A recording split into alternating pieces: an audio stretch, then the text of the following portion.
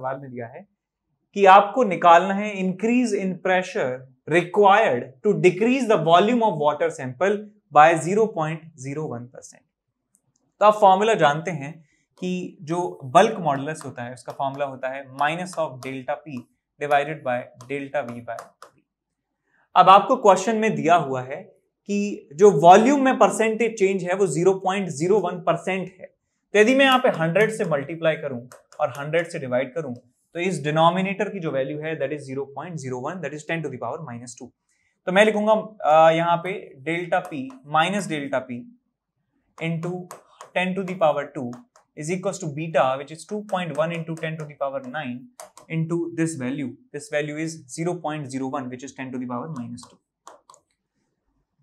और यही आपको निकालना है। तो माइनस डेल्टा पी जो है that is decrease in the pressure is equal to 2.1 into 10 to the power 7 divided by 10 to the power 2। आपको मिल जाएगा 2.1 into 10 to the power 5। ये इतना प्रेशर में आपको डिक्रीज करना होगा जिससे वॉल्यूम आपका इतना बढ़ जाए। ठीक। Hello my dear students, I am Neeraj Kumar Chaudhary और फिजिक्स टीचर। बच्चों एक बहुत ही बेहतरीन इंफॉर्मेशन देनी है मुझे आपको 15 सितंबर से, ठीक है। जेई मेंस और एडवांस के लिए 2022 को टारगेट बना के एक एक्सेल बैच स्टार्ट किया जा रहा है ड्रॉपर्स के लिए, जो कि बिल्कुल नया बैच है, एकदम फ्रेश, ठीक है। पूरा सिलेबस इसमें आपको कराया जाएगा और थोड़ा फास्ट पेस पे रहेगा ये, ठीक है ना।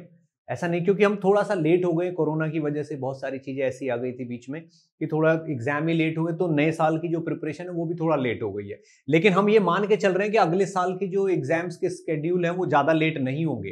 तो हमें बहुत बेहतरीन तरीके से एकदम कॉम्पैक्ट फॉर्म में हर टॉपिक को कवर करते हुए एक ऐसा बैच जरूर लेके आना था।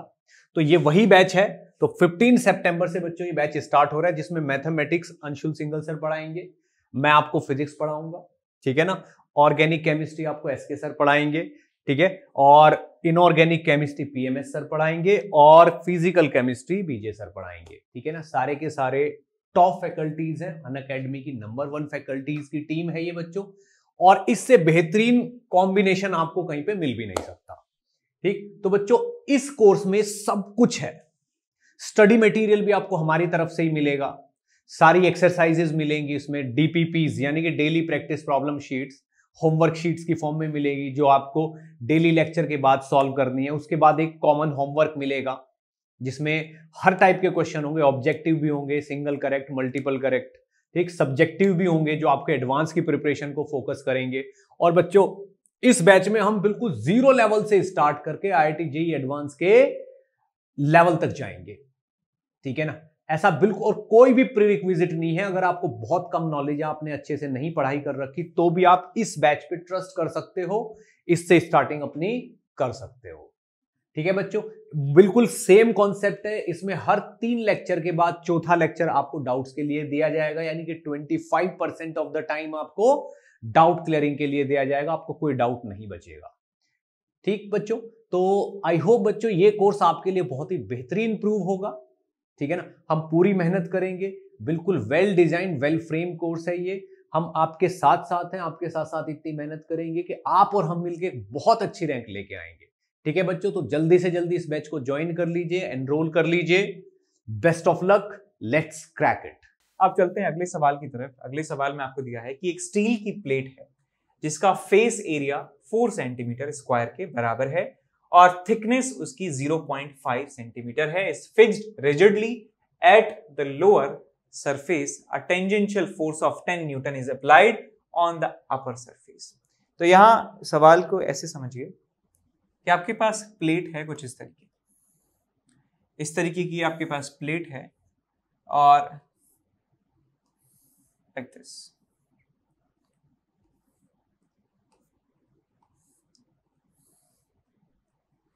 ठीक है। तो आपको दिया है कि इसका जो फेस एरिया है दैट इज 4 सेंटीमीटर स्क्वायर। ये जो एरिया है 4 centimetre square 10 to the power -4 metre square इसे लिख सकते हैं।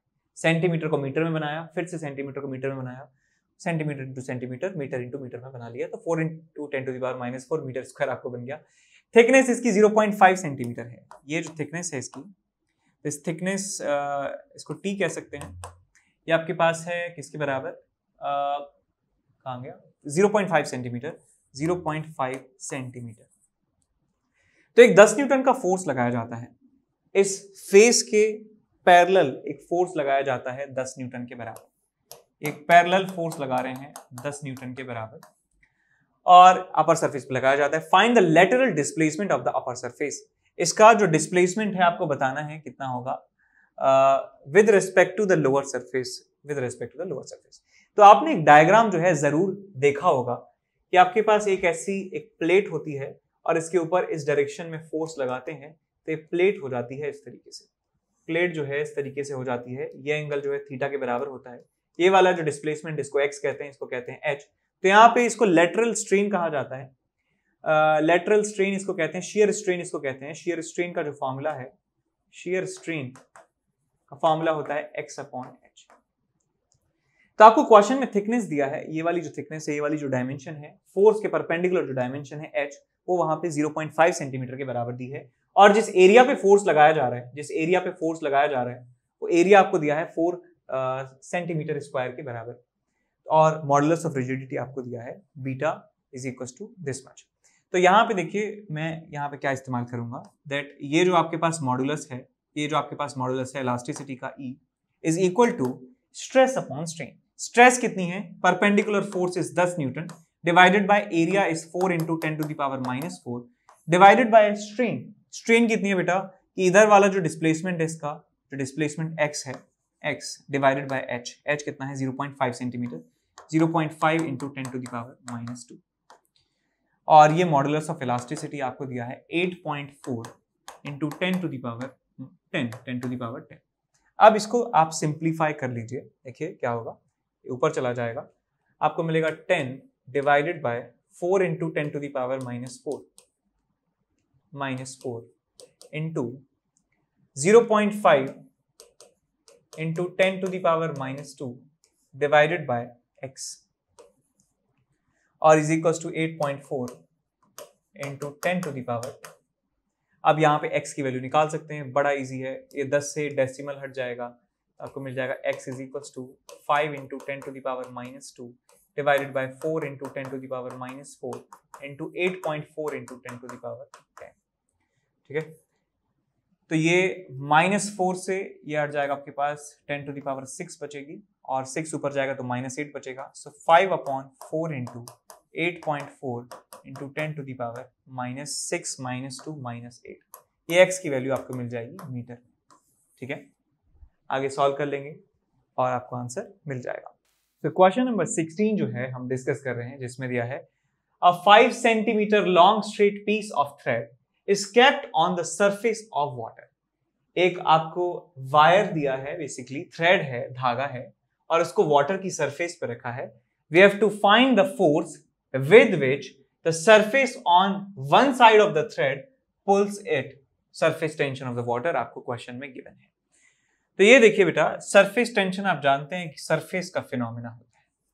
तो यहाँ पे वाटर जो है हमारे पास है और इस वाटर की सरफेस पर एक थ्रेड जो है रखा हुआ है, थ्रेड जो है रखा हुआ है, और आपको बताना है कि वन साइड के मॉलिक्यूल कितने फोर्स से इसको पुल करते हैं।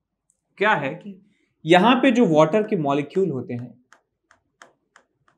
ये इसको पुल करते हैं perpendicular to the length of the wire. ये जो है इस डायरेक्शन में फोर्स लगाते हैं इधर वाले वाटर मॉलिक्यूल, और इसके उधर वाले वाटर मॉलिक्यूल इस डायरेक्शन में फोर्स लगाते हैं। सरफेस के अलोंग ये फोर्स लग रहे हैं, लेकिन लेंथ के परपेंडिकुलर ये फोर्स है, लेंथ के परपेंडिकुलर हैं और सरफेस के अलोंग है, सरफेस के अलोंग। जितना फोर्स, ये टोटल फोर्स जितना है F के बराबर इधर, उतना ही फोर्स ये इस डायरेक्शन में लग रहा होता है। इसलिए जो पूरा आपका ये जो थ्रेड है ये सरफेस पे रखा इक्विलिब्रियम में है, एक्सेलरेट नहीं हो रहा है। तो ये फोर्स की जो वैल्यू होती है ये होती है F इज इक्वल टू, जो वन साइड में जो फोर्स लगाया जा रहा है, वैसे तो टोटल फोर्स 0 है, टोटल फोर्स 0 है, लेकिन वन साइड के मॉलिक्यूल द्वारा जो फोर्स लगाया जा रहा है F, वो किसके बराबर है, surface tension into length, surface tension S into length L।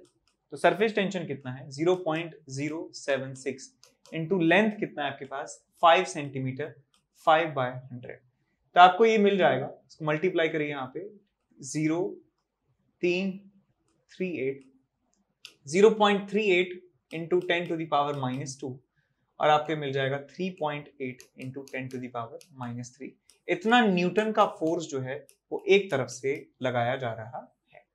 ये आपका आंसर हो जाएगा। अगला सवाल है क्वेश्चन नंबर 18, जिसमें दिया है कि एक स्मॉल सरफेस एरिया है 1 मिलीमीटर स्क्वायर का at the top of a mercury drop. एक मरकरी ड्रॉप जिसका रेडियस 4 मिलीमीटर है, उसके ऊपर एक छोटा सा एरिया रखा है 1 मिलीमीटर स्क्वायर का। देखिए इसको बना लेते हैं।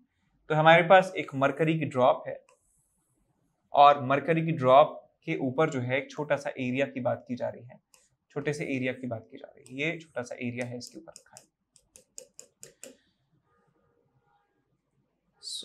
At the top of mercury drop. Mercury drop का ही एरिया हमें यहाँ पे लेना है, ठीक।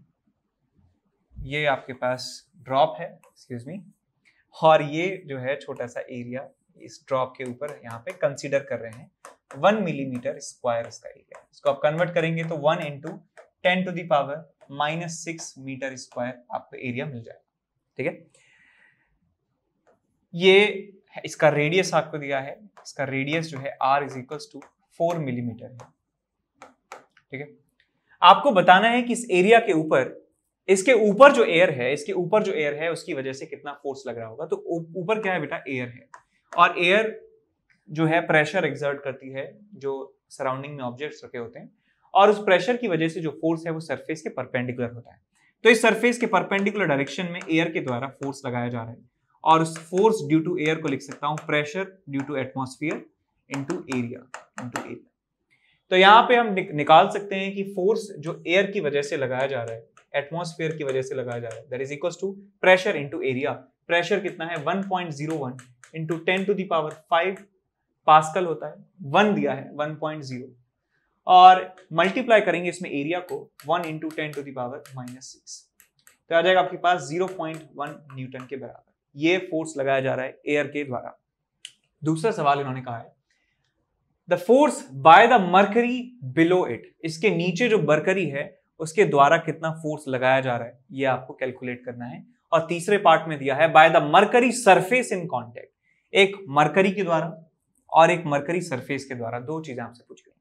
तो हम जानते हैं कि आपके पास कोई एक लिक्विड ड्रॉप है, इसके अंदर एक लेयर है, एक सरफेस है बेसिकली, और बाहर का प्रेशर और अंदर का प्रेशर के बीच का जो डिफरेंस होता है उसे एक्सेस प्रेशर कहा जाता है। यदि बाहर का प्रेशर P_atm के बराबर है, तो अंदर का प्रेशर कितना होता है P_atm प्लस 2T/r। यदि यहाँ पे दो सरफेसेस होते, यदि एक सो बबल होता, अंदर एयर बाहर एयर बीच में लिक्विड, तो यहाँ पे 2T/r की जगह 2s/r की जगह 4s/r हम लिखते।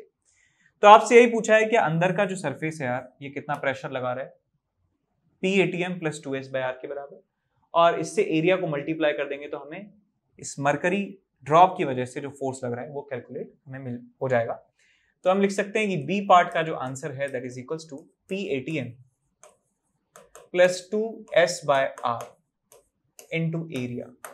तो P_atm तो पता है 1 into 10⁵ 1 into 10⁵ plus 2 times s। Surface tension कितना है 0.465 divided by radius is 1 into, नहीं ये है 4 मिलीमीटर है, सो 4 इंटू 10⁻⁻3, ये आपका हो गया रेडियस, ये सरफेस टेंशन ये 2, और यहाँ पे मल्टीप्लाई कर देंगे एरिया से। एरिया कितना है आपके पास 1 मिलीमीटर स्क्वायर, 1 इंटू 10⁻⁻6, ये आपको मिल जाएगा फोर्स।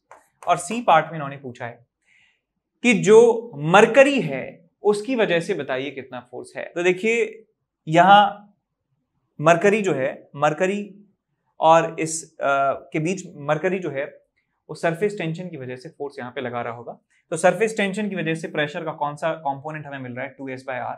तो तीसरे पार्ट में हम लिख देंगे कि 2s/r is the pressure exerted due to the surface tension of the mercury just below it into the area. तो आपको मिल जाएगा 2 into 0.465 divided by 4 into 10⁻⁻3 into area which is 1 into 10 to the power -6। को solve कर लेंगे, आपको answer मिल जाएगा कितना फोर्स जस्ट बिलो जो मरकरी है उसके द्वारा लगाया गया है। तो क्वेश्चन नंबर 19 जो है डिस्कस कर रहे हैं यहाँ पे। क्वेश्चन में दिया है कि the capillaries shown in figure have inner radii 0.5 millimetre, 1 millimetre and 1.5 millimetre respectively. ABC का रेडियस आपको दिया है, ट्यूब का रेडियस दिया है, कैपिलरी ट्यूब का radius.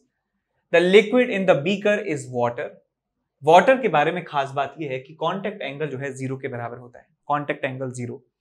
So find the heights of water level in the capillaries. The surface tension of the water is 7.5 into 10 to the power -2 Newton meter inverse. तो हम जानते हैं कि ये जो हाइट होती है नॉर्मल लेवल से जितना हाइट ये ऊपर चढ़ जाती है कैपिलरी में, जो लिक्विड की हाइट है, उसका फॉर्मूला होता है 2t cos theta divided by rho r g. ये स्मॉल r जो है ये रेडियस होता है कैपिलरी का, और यदि आप इसको कैपिटल R की फॉर्म में लिखना चाहते हैं तो ये 2t upon rho capital R G ऐसे भी लिखा जाता है। यहां पे जो कैपिटल R होता है ये रेडियस ऑफ मेनिस्कस होता है, यानी जो ये कर्व बन रहा है बेटा, इस कर्व का रेडियस जो है इसको कैपिटल R कहा गया है। ये रेडियस ऑफ मेनिस्कस होता है और ये रेडियस ऑफ ट्यूब होता है, इसलिए यहाँ पे एक्स्ट्रा कॉस थीटा हमें मिल रहा है। तो हमें क्वेश्चन में क्या दिया है, रेडियस ऑफ मेनिस्कस और रेडियस ऑफ ट्यूब। तो कैपिलरी का रेडियस हमें दिया है, यानी रेडियस ऑफ ट्यूब दिया है, इसका मतलब ये वाला फॉर्मूला हम इस्तेमाल करने वाले हैं। वाटर के लिए जो थीटा की वैल्यू है 0 के बराबर होती है, तो cos 0 1 हो जाएगा तीनों के लिए। तो H1 मैं निकाल सकता हूं, H1 की वैल्यू आपको मिलेगी 2 इंटू T का मतलब surface tension 7.5 into 10 to the power -2 cos theta cos 0 यानी 1 divided by rho which is 10 to the power 3। 1000 kilogram पर मीटर क्यूब होती है वाटर की density at 4 degree Celsius. Radius जो है 0.5 मिलीमीटर है which is 1/2 into 10 to the power -3, और जी की वैल्यू कितनी है 10 के बराबर। तो यहाँ बेटा देखिए 10 टू द पावर -3 से 10 टू द पावर 3 चला गया, और ये 0 ऊपर जाके -3 बन जाएगा, ये 2 ऊपर जाके 4 बन जाएगा। It's 4 into 7.5 into 10 to the power -3 metre. आपको ये H1 की वैल्यू मिल जाती है। So 75 150 150 300, so it will be 30 into 10 to the power -3 metre आपको ये मिल जाता है। तो दोबारा चेक कर लीजिए, 7.5 को 15 30 बिल्कुल ठीक है, 30 इंटू 10 टू द पावर -3, और इसे यही आंसर हो गया आपका। सो इट्स 30 मिलीमीटर हो गया है, या 3 सेंटीमीटर कह सकते हैं इसको। 3 सेंटीमीटर आपको आंसर मिल जाएगा H1, यानी पहली वाली ट्यूब का। सिमिलरली आप सेकंड ट्यूब का निकाल सकते हैं हाइट, सेम फॉर्मूला है, बस आपको यहाँ पे रेडियस की वैल्यू अलग रखनी है, हाफ की जगह 1 रखना है, और कर लेंगे इसको, और 1.5 मिलीमीटर रख देंगे यहाँ पे, तो आपको तीसरा आंसर भी मिल जाएगा। अब चलते हैं अगले सवाल की तरफ। अगला सवाल है हमारे पास क्वेश्चन नंबर 21। एक बैरोमीटर को कंस्ट्रक्ट किया जाता है with its tube having radius 1 millimetre. Tube का रेडियस 1 मिलीमीटर है। Assume that the surface of mercury in the tube is spherical in shape. If the atmospheric pressure is equal to 76 centimeter of mercury, what will be the height raised in the barometer tube? कितना height उसमें raise होगा? Contact angle of mercury with glass is 135 degree and the surface tension of the mercury is this and density of mercury is this. तो barometer आपको समझना होगा कि barometer होता क्या है। बैरोमीटर होता क्या है कि बैरोमीटर एक ट्यूब है, एक अपैरेटस है जिसका इस्तेमाल किया जाता है प्रेशर को नापने के लिए। प्रेशर को नापने के लिए इसका इस्तेमाल किया जाता है। तो हम क्या करते हैं कि एक ट्यूब लेते हैं, एक ट्यूब जो एक तरफ से बंद है और एक तरफ से खुली है, एक तरफ से एंड बंद है, एक तरफ से खुला है। उस ट्यूब को अंदर डुबा देते हैं पूरा। ट्यूब जैसे मान लीजिए ट्यूब है, ये नीचे से खुली है, ऊपर से बंद है। इस ट्यूब को हम नीचे लेके आए और इसको हमने पूरा ऐसे हॉरिजॉन्टल कर दिया है, जितना पानी भरना था पानी भर दिया। अब इसको बिना एयर में एक्सपोज कराए, इसके ओपन एंड को बिना एयर में एक्सपोज कराए, इसको ऐसे वर्टिकल जो है हम टांग देते हैं, वर्टिकल ऐसे रख देते हैं। तो ट्यूब का जो है डायग्राम मैं बना देता हूं, कुछ इस तरीके से आपको देखने को मिलता है। सो वैक्यूम की वजह से, बिकॉज अंदर चले गए और हमने इसको ऊपर कर दिया, तो यहाँ पे वैक्यूम क्रिएट हो जाती है। This is what, this is vacuum, और यहाँ पे कोई भी प्रेशर नहीं है। तो मैं कह सकता हूं कि इस पॉइंट का प्रेशर जो है, इस पॉइंट का प्रेशर और इस पॉइंट का प्रेशर दोनों बराबर होंगे, यहाँ का प्रेशर कितना है, पी एटीएम के बराबर, और यहाँ का प्रेशर लिख सकता हूँ, यहाँ का pressure 0 plus rho g h. So rho g h is equal to P ATM हम लिख सकते हैं, और इस हाइट को कैलकुलेट कर लिया जाता है। हाइट को यहाँ रख देते हैं, लिक्विड जो लिया इस्तेमाल वो यहाँ रख देते हैं, उसका डेंसिटी जी की वैल्यू रख देते हैं, तो हमें एटमॉस्फेरिक प्रेशर किसी जगह पर किसी लोकेशन पर हमें प्राप्त हो जाता है। दिस इज द बैरोमीटर, ये इसका फंक्शन है। अब क्वेश्चन में क्या कहा है कि बैरोमीटर के अंदर जो है मरकरी भर रहे हैं और मरकरी का सरफेस टेंशन आपको कंसीडर करना है। हम जानते हैं कि सरफेस टेंशन की वजह से जो लेवल होता है कैपिलरी ट्यूब में वो कम ज्यादा हो जाता है। It depends upon what type of liquid it is.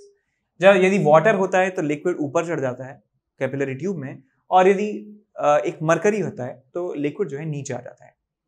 तो असल में होगा क्या कि कुछ पार्ट जो है इसका नीचे आ जाएगा due to the surface tension, और वो पार्ट जो डेल्टा एच होता है वो हम जानते हैं formula 2t cos theta divided by 2t cos theta divided by rho r ji.